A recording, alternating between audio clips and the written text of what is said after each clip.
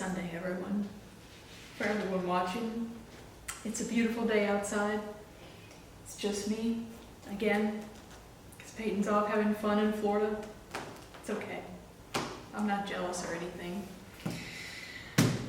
Anyways, today we're doing Proverbs 14 and 15. So I'm going to go on ahead and just jump right in. So we're gonna do the line by line thing again. Okay, Proverbs 14:1. The wise woman builds her house, but the foolish tears it down with her own hands. So obviously this is speaking to how we can sometimes self-destruct and ruin things in our own lives, almost intentionally. Verse 2, those who walk uprightly fear the Lord, but the one who is devious in conduct despises him. So a lot of people, who are, as this verse says, devious in conduct, it's because of pride. And pride makes people hate correction, basically, because they think that they know better, so why would they need to be corrected? Verse 3, the talk of fools is a rod for their backs, but the lips of the wise preserve them. So basically, people that are fools, their talk earns them their punishments in life. But the lips of the wise are, spared because they're wise and they don't let foolish things come out, of course. Verse 4, where there are no oxen, there is no grain. Abundant crops come by the strength of the ox. I'm pretty sure this verse is just kind of meaning like hard work pays off, essentially. Hard work is worth the struggle and the work and such. Verse 5, a faithful witness does not lie, but a false witness breathes out lies. So, breathing, it's an effortless thing. We all do it all day, every day. You don't think about it. And that's what this verse is saying, like a false witness, they lie like it's absolutely nothing, which is a troublesome thing. Verse 6, a scoffer seeks wisdom in vain, but knowledge is easy for one who understands. So seeking wisdom in vain, seeking it inauthentically, seeking it without the right intentions in their hearts, basically, like doing it for show. Verse 7, leave the presence of a fool, for there you do not find words of knowledge. It's basically no benefit to you to hang around a fool, particularly if you don't have any interest in trying to help them and help them out of their foolishness, one could say. Verse 8, it is the wisdom of the clever to understand where they go, but the folly of fools misleads. Fools mock at the guilt offering, but the upright enjoy God's favor. The heart knows its own bitterness, and no stranger shares its joy. Verse 11, the house of the wicked is destroyed, but the tent of the upright flourishes. So I thought this verse was interesting because it's kind of like, with God, you feel safe with less when you have faith in God. So one thing this verse made me think about was Mary and Joseph being in the stable.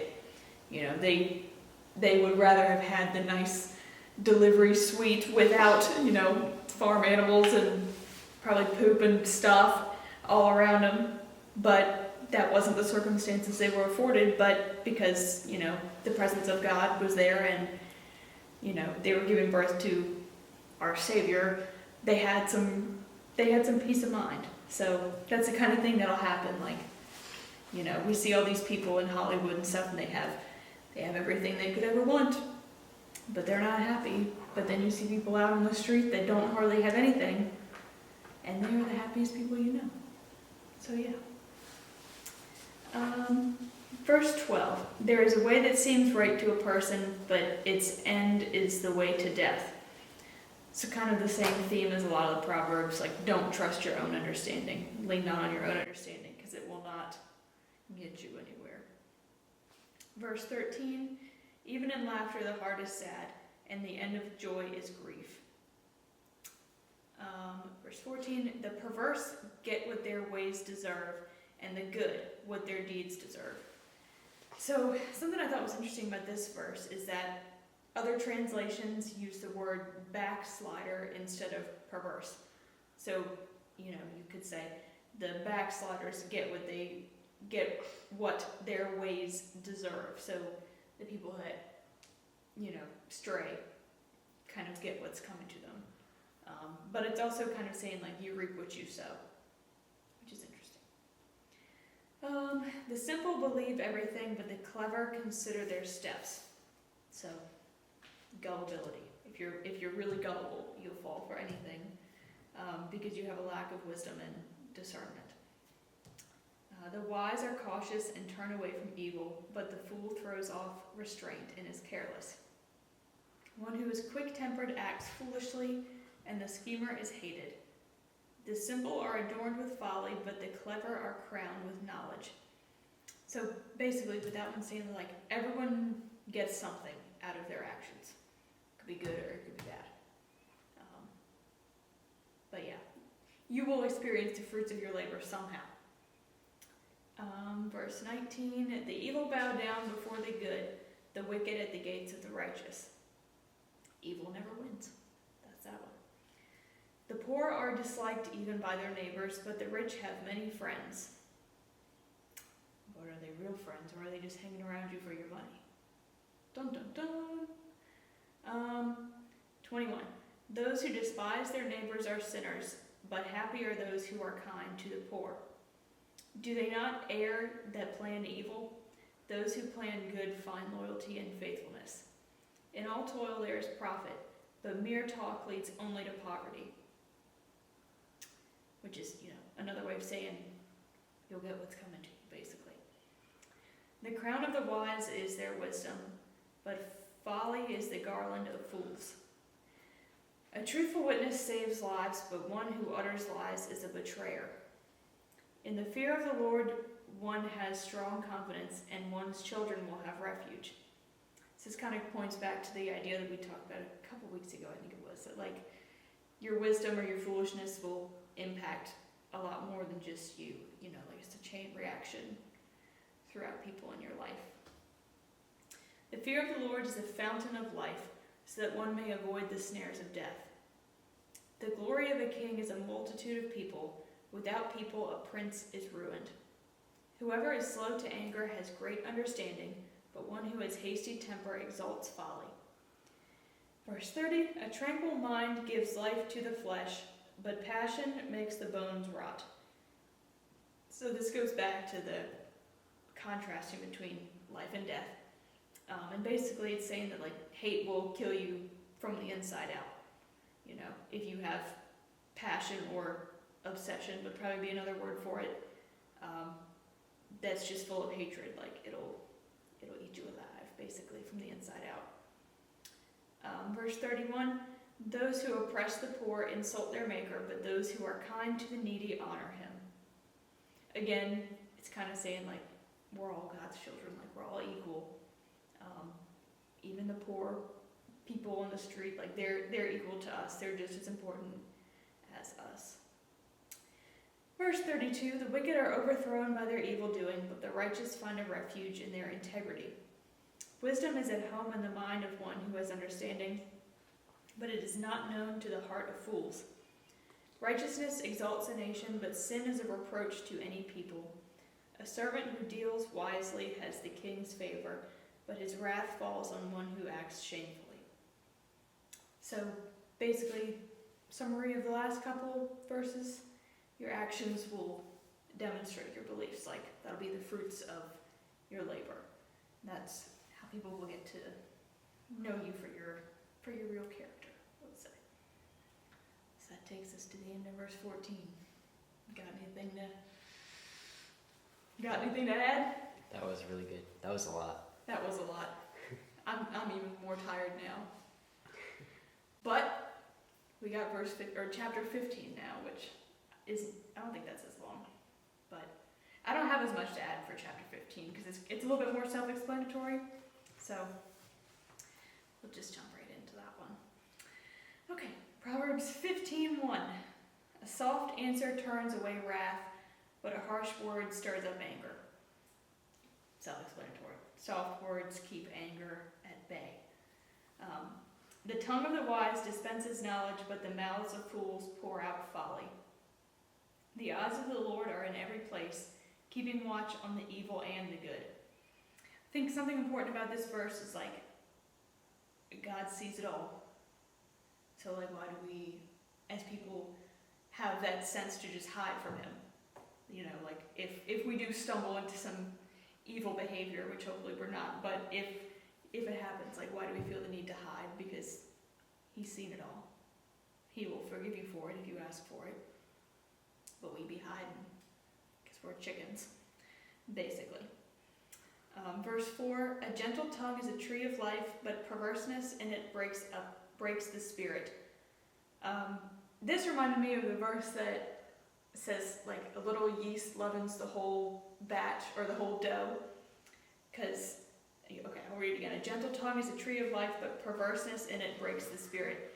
So your tongue is the power to break the spirit, you know, because it reminded me of the other verse, like, whatever's in your heart, your tongue will speak. So basically, you give your tongue power to speak out negativity, and there you go. Your spirit will be broken. Pretty sad. A fool despises the parent's instruction, but the one who heeds admonition is prudent. In the house of the righteous there is much treasure, but trouble befalls the income of the wicked. The lips of the wise spread knowledge, not so the minds of fools. The sacrifice of the wicked is an abomination to the Lord, but the prayer of the upright is his delight. So the sacrifice of the wicked, that would be kind of like religious things, like not like Christian things, like the spiritual things people believe in, like the crystals and the stuff, or like back in biblical times, like sacrificing animals and stuff, like that's an abomination to the Lord. But the prayer of the upright is his delight. Whoops. Okay. Verse 9. The way of the wicked is an abomination to the Lord, but he loves the one who pursues righteousness. Basically, put in the effort. Verse 10. There is severe discipline for one who forsakes the way, but one who hates a rebuke will die. Sheol and Abaddon lie open before the Lord. How much more human hearts? Scoffers do not like to be rebuked. They will not go to the wise. Basically, they will not seek out wisdom because they think they've already found it. Just not true. Verse 13, a glad heart makes a cheerful countenance, but by sorrow of heart the spirit is broken. The mind of one who has understanding seeks knowledge, but the mouths of fools feed on folly. Verse 15, all the days of the poor are hard, but a cheerful heart has a continual feast. Verse 16, better is a little with fear of the Lord than a great treasure and trouble with it. I think this is a pretty popular verse. But kind of going back to what I said about like Mary and Joseph, if you are in a sticky situation but you have God on your side, you'll feel more peace than you will if you're in a calm situation and you don't have God. You just have more peace than people think. Verse 17, better is the dinner of vegetables where love is than a fatted ox and hatred with it. AKA, materialism is not a substitute for fulfillment. Like we see these days, people are obsessed with material goods and they won't get you anywhere. They're not a substitute for love. Verse 18, those who are hot-tempered stir up strife, but those who are slow to anger calm contention. The way of the lazy is overgrown with thorns, but the path of the upright is a level highway. A wise child makes a glad father, but the foolish despise their mothers. Verse 21, folly is a joy to the one who has no sense, but a person of understanding walks straight ahead. AKA, sin is fun before you know better, and before you know it's wrong, essentially. Verse 22, without counsel plans go wrong, but with many advisors they succeed. This one's kind of pointing to like the importance of mentorship and having like good role models in your life. Kind of going back to the verse where I said like a little yeast leavens the whole dough, or I should have found that verse. I think it's a little yeast leavens the whole batch or something like that. But basically, an ounce of negativity is so much worse than a pound of positivity. You know, it'll ruin a lot of things. So you need to have lots of good mentors in your life. Verse 23, to make an apt answer is a joy to anyone, and a word in season, how good it is. For the wise, the path of life leads upward, in order to avoid Sheol below. The Lord tears down the house of the proud, but maintains the widow's boundaries. Evil plans are an abomination to the Lord, but gracious words are pure. Those who are greedy for unjust gain make trouble for their households, but those who hate bribes will live. Again, going back to the whole concept of like your actions always will impact more than just you. Verse 28, the mind of the righteous ponders how to answer, but the mouth of the wicked pours out evil. The Lord is far from the wicked, but he hears the prayers of the righteous. Verse 30, the light of the eyes rejoices the heart, and good news refreshes the body. Verse 31, the ear that heeds wholesome admonition will lodge among the wise. Verse 32, those who ignore instruction despise themselves, but those who heed admonition gain understanding. I underlined themselves for that one because it's like you're not doing yourself any favors to, I guess, be involved with those who are not wise and to do unwise things yourself. It's basically, kind of like a lack of self-respect type thing. And the last verse. The fear of the Lord is instruction and wisdom, and humility goes before honor. That was that. That one was a little bit more self-explanatory, I would say. You kind of take that one more at face value than the first. So yeah. Got anything, Nathaniel? I like what you said about being at peace with God, even in a bad situation. Mm-hmm. Reminds me of Thomas Jackson, general during the Civil War. He said, my religious conviction teaches me to feel as calm in battle as in bed. There we go. That's exactly right. It's like when you know that you are not the one that's in charge, and you know that there's a greater plan out there, what's there to worry about? Mm-hmm. That's pretty impressive. It's calm in battle, it's in bed. Mm-hmm. There we go. He had it figured out. Wise man. Mm-hmm. All right. Well, that was everything I had. So it was pretty quick, but Peyton will be back next week, so we'll have more opinions out here. Yeah.